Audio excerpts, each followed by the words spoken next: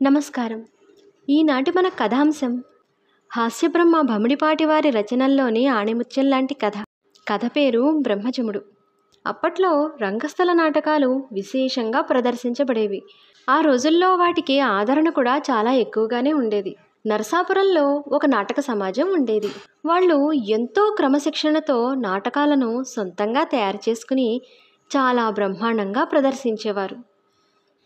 ఆ సమాజం వాళ్ళతో కలిసి ఒక్క నాటకంలో అయినా వేషం వేసి తరించాలని ఆ ఊళ్ళోనే మేస్టారుగా పనిచేస్తున్న సీతాపతి గారికి మహా ఉబలాటంగా ఉండేదిట. ఓ మంచి రోజు చూసుకుని ఆయన వెళ్ళి ఆ సమాజం వాళ్ళని తనకొక వేషం ఇమ్మని బతిమాలాడు. వాళ్ళు ఖాళీ లేదని చెప్పేశారు. సీతాపతి వాళ్ళకి దండాలిట్టాడు, బతిమాలాడు. ఏమైనా సరే వాళ్ళు లాభం లేదని చెప్పేశారు. అయినా వదలకుండా సీతాపతి వాళ్ళని మొండిగా బంకలాగా తగులుకున్నాడు. వాళ్ళకేం చెయ్యాలో తోచలేదు. సీతాపతి చాలా మంచివాడు, అందుకే వాళ్ళు మళ్ళీ మళ్ళీ కాదు అని చెప్పలేకపోయారు.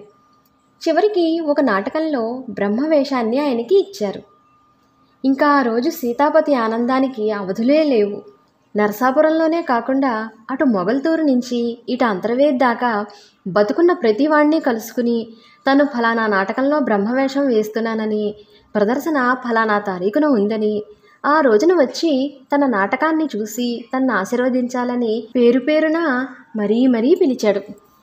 ఇక రిహార్సల్స్ మొదలయ్యాయి. ఆ 4:30 గంటల నాటక ప్రదర్శనలో బ్రహ్మవేషం మధ్యలో ఒక్కసారి వస్తుంది. ఒకడు బ్రహ్మ గురించి తపస్సు చేస్తాడు. బ్రహ్మ ప్రత్యక్షమవుతాడు. నరుడా, నీ భక్తికి మెచ్చితని వరం కోరుకోము అంటాడు.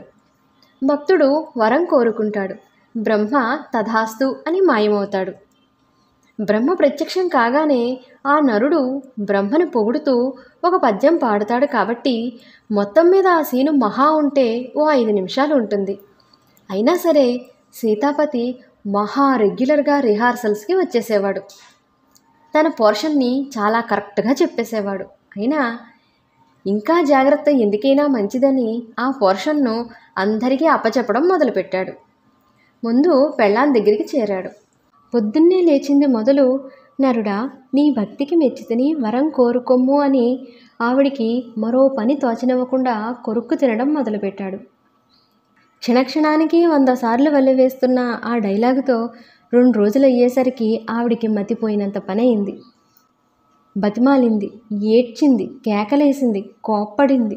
ఏం చేసినా అన్నీ అయ్యాక సీతాపతి మెల్లిగా అన్నాడు, నరుడా, నీ భక్తికి మెచ్చితని వరం కోరుకొమ్ము అని. అంతే, ఆవిడ కట్టుబట్టలతో పుట్టింటికి వెళ్ళిపోయింది. అయినా సీతాపతి ఏమాత్రం నిరుత్సాహపడలేదు. పక్కింటి ప్లేడరు వెంకట్రామయ్య గారిని తగులుకున్నాడు. అలాగే ఎదురింటి వాళ్ళు, రోజు వచ్చి పాలు పోసే అబ్బాయి, అంట్లు తోమే అమ్మాయికి, స్కూల్లో ఈయన క్లాసులో చిక్కుకుపోయిన పిల్లలకి, ఇలా అందరినీ చుట్టేశాడు. నీకు పోర్షన్ గ్యారంటీగా వచ్చిందయ్యా మగడా, మమ్మల్ని వదిలేయి అని బతిమాలినా వదిలేవాడు కాదు. ఆఖరికి కూరల వాళ్ళు, పేపర్ వాళ్ళు, చివరికి ముష్టి వాళ్ళు కూడా సీతాపతి వీధిలోకి రావడం మానేశారు. ఈ బాధలోంచి ఎప్పుడు బయటపడతామా అని ఊళ్ళో సగం మందికి పైగా 1000 దేవుళ్లకు మొక్కుకున్నారు. మొత్తానికి ఆ రోజు రానే వచ్చింది. ఆ రోజే నాటకం. ఊరంతా సంబరంతో గంతులేశారు. ఆ రోజుతో సీతాపతి పీడ వదిలిపోతుంది కదా అని. నాటకం 9 గంటలకి మొదలవుతుంది. సీతాపతి సాయంత్రం 6 గంటలకే నాటకం హాల్కి వచ్చేశాడు. అందులో తనతో పాటు వేషాలేస్తున్న వాళ్ళందరికీ తన పోర్షన్ని అప్పచెప్పడం మొదలుపెట్టారు.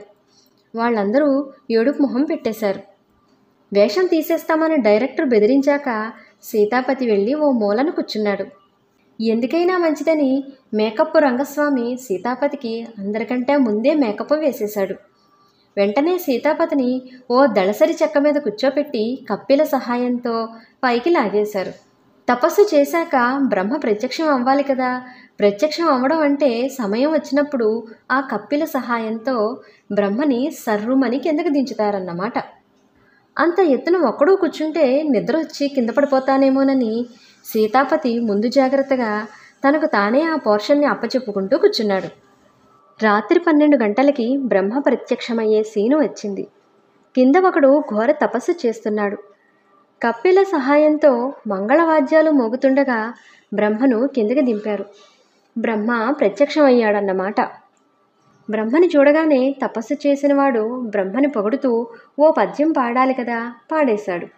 ఆ వెంటనే బ్రహ్మ చిరునవ్వుతో చూస్తూ, నరుడా, నీ భక్తికి మెచ్చిదని వరం కోరుకొమ్ము అనాలి కదా. కానీ బ్రహ్మ ఒక్క మాట కూడా మాట్లాడకుండా చిరునవ్వుతో చూస్తూ తలను చిన్నగా ఊపుతూ అలాగే నించున్నాడు. తపస్సు చేసినవాడు కంగారెత్తిపోయాడు. తెర పక్కనున్న ప్రాంప్టరు తల కొట్టుకున్నాడు. డైరెక్టరు జుట్టు పీక్కున్నాడు. ప్రేక్షకులెవరూ అడక్కపోయినా తెర వెనక నుంచి ప్రాంప్టర్ చేత వన్స్ మోర్ అని అరిపించి తపస్సు చేసిన వాడి చేత మళ్ళీ ఆ పద్యాన్ని పాడించాడు డైరెక్టరు. అప్పుడు కూడా బ్రహ్మ ఏమీ అనకుండా చిరునవ్వుతో తల చిన్నగా ఊపుతూ అలాగే నుంచున్నాడు. ప్రాంప్టరు ఏడుస్తూ నాటకం పుస్తకంతో తల కొట్టుకుంటూ ఆవేశం ఆపుకోలేక చొక్కా చింపేసుకున్నాడు. డైరెక్టరు నేల మీద పడి దొల్లడం మొదలుపెట్టాడు. మరో గత్యంతరం లేక తెర వెనుక నుంచి మళ్ళీ వన్స్ మోర్ అని అనిపించారు. జనం నో మోర్ నో మోర్ అంటున్నా తపస్సు చేసినవాడు ఏడుపు మొహంతో బ్రహ్మను పొగిడే పద్యాన్ని ముచ్చటగా మూడోసారి కూడా పాడేశాడు. అయినా సరే ఈసారి కూడా బ్రహ్మ వరం కోరుకోమనకుండా చిరునవ్వు మొహాన్ని ఏమాత్రం మార్చకుండా తల చిన్నగా ఊపుతూ అలాగే నుంచున్నారు. డైరెక్టరు గబుక్కుని తెర దించేసి సుడిగాలిలా వెళ్ళి బ్రహ్మ పీక పట్టుకున్నాడు. వాడు పద్యం పాడాడు. ఒక్కసారి కాదు, 2 సార్లు కాదు, 3 సార్లు పాడాడు కదా, ఆ వరం కాస్త వాడి మొహాన్ని పాడేస్తే నీ సొమ్మేం పోతుంది అని అరిచాడు. వాడెక్కడ పాడాడండి, ఇంకా పాడందే. పాడిన వెంటనే వరం ఇచ్చేయడానికి కదా నేను సిద్ధంగా ఉన్నాను అన్నాడు సీతాపతి. అది విని పిచ్చెక్కిపోయింది డైరెక్టర్కి. 1 సారి 2 సార్లు కాదురా, 3 సార్లు పాడాడురా ముంజికాయ మొహ అని మళ్ళీ అరిచాడు డైరెక్టర్. అబ్బెబ్బే, నేను చూస్తూనే ఉన్నా కదండి, వాడు పాడందే. పాడితే అనేస్తాను కదా, నరుడా, నీ భక్తికి మెచ్చితని వరం కోరుకొమ్ము అని అన్నాడు బ్రహ్మవేషంలో సీతాపతి. జరిగింది అప్పుడు అర్థమైంది డైరెక్టర్కి. బ్రహ్మకి 4 తలకాయలు కదా, అందుచేత 2 చెక్క తలకాయల్ని 2 చెవులు మూసేస్తూ ఎడాపెడా బిగించి కట్టేశారు. 3వ తలని వెనకాల కట్టేశారు. దాంతో దిగ్బంధనం అయిపోయి తపస్సు చేసినవాడు గొంతు చించుకొని ఎన్నిసార్లు పాట పాడినా పాపం సీతాపతికి ఒక్క ముక్క కూడా వినపడలేదు. అరే, తపస్సు చేసినవాడు పద్యం మర్చిపోయినట్టున్నాడు, వాడికి కొంచెం హుషారు ఇవ్వాలి అనుకుంటూ చిన్నగా నవ్వుతూ తల ఊపుతున్నాడు అన్నమాట. విషయం అర్థమై అందరూ తల పట్టుకుని కూర్చున్నారు. అదండి సంగతి. బ్రహ్మశివుడు అనే మాట బహుశా అక్కడి నుంచే మొదలైందేమో కదా. ఎలా ఉందండి బ్రహ్మశివుడు కథ? కథపై మీ అభిప్రాయాన్ని తప్పకుండా తెలియచేయండి. మరొక మంచి అంశంతో మళ్ళీ కలుద్దాం. నమస్కారం.